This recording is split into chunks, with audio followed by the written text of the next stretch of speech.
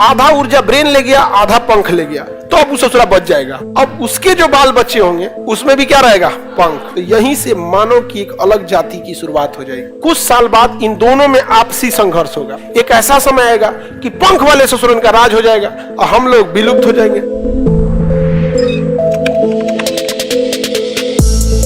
Suppose करो कि एक ऐसा उत्परिवर्तन हुआ, किसी का लड़का हुआ, उसका पंख निकला और उस ससुरा में ऐसा हुआ कि उसमें ऊर्जा भी ज्यादा बनने लगा। तो आधा ऊर्जा ब्रेन ले गया, आधा पंख ले गया, तो अब वो ससुरा बच जाएगा। तब क्या हो जाएगा? बच जाएगा। अब उसमें उत्परिवर्तन होगा तो पंख लेके घूमेगा वो। अब उसके जो बाल बच्चे होंगे उसमें भी क्या रहेगा? पंख।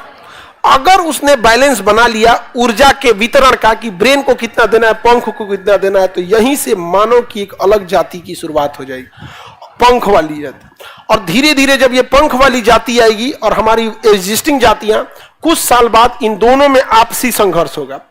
और आपसी संघर्ष में कौन जीत जाएगा? पंख वाला। उठा उठा ले जाकर फेंक देगा, सब उड़ते उड़ते आएगा, चपाक से उठाएगा तो गुड नाइट, धाए फेंक देगा।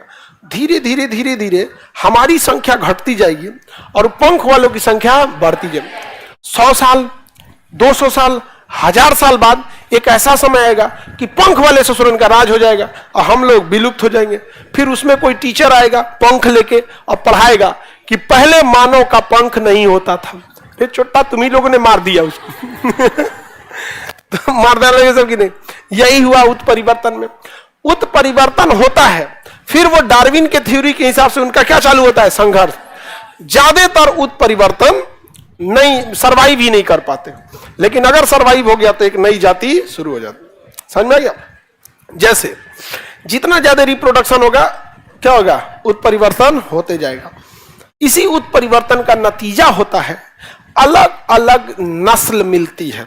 गाय की नस्ल अलग, बकरी की नस्ल अलग थे, एक ही से हल्का सा म्यूटेशन हुआ और बच गया, उसका खानदान अब चालू हो गया। अब जमुनापारी बकरी इतनी बड़ी होती है, जमुनापारी बकरी का कान इतना बड़ा होता है, इतना बड़ा कान, हाइट इतना बड़ा हो गया। सोजत, पतीरा, पतीरा इतनी खूबसूरत उसकी आंख होती है, लाल रंग का।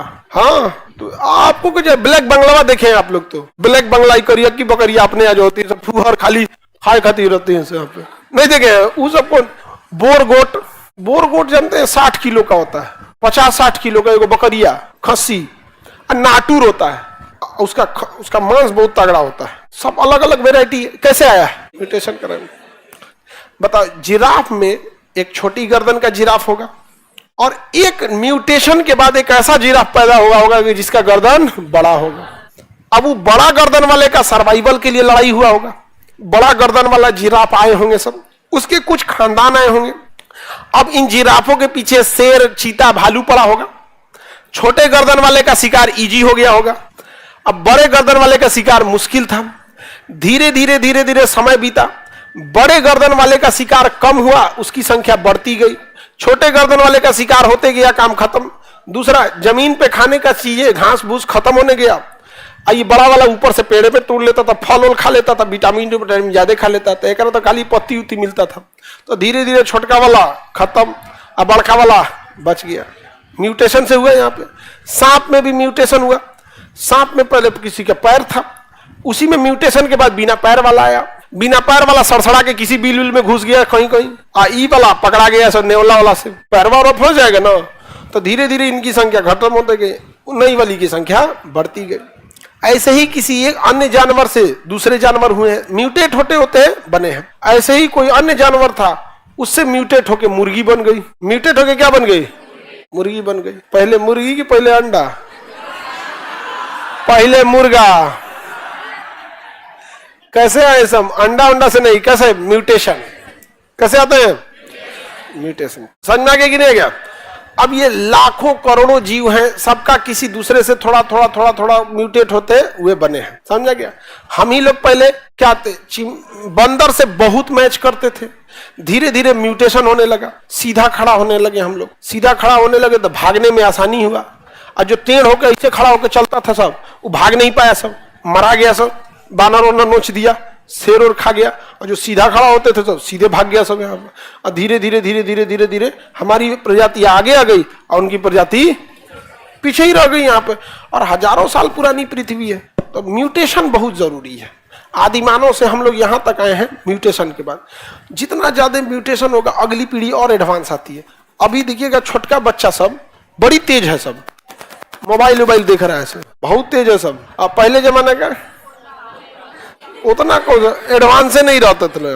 हम अपने पापा को मैसेज लिखना सिखा रहे थे, कैसे मैसेज लिखा जाता है, तो 2-4-5 मिनट सिखाए तो अब रहे तो कुल दिमाग तो आज भी खर्चा हो गए।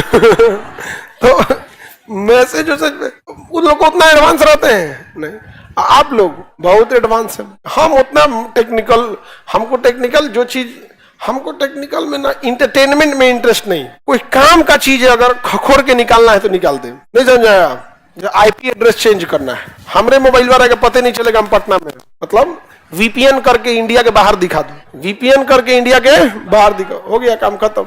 इंडिया में नहीं दिखाएगा, लोकेशन दिखाएगा ऑस्ट्रेलिया। तो ये सब चीज में हमको इंटरेस्ट रहता है। बाकी है ही नहीं कि व्हाट्सएप, इंस्टाग्राम तो हमारा अभी डाउनलोड नहीं किए हम, फेसबुक भी नहीं, उस पर कोनो डाल दिया अलग बात है। इंस्टाग्राम पे कोई रख दिया।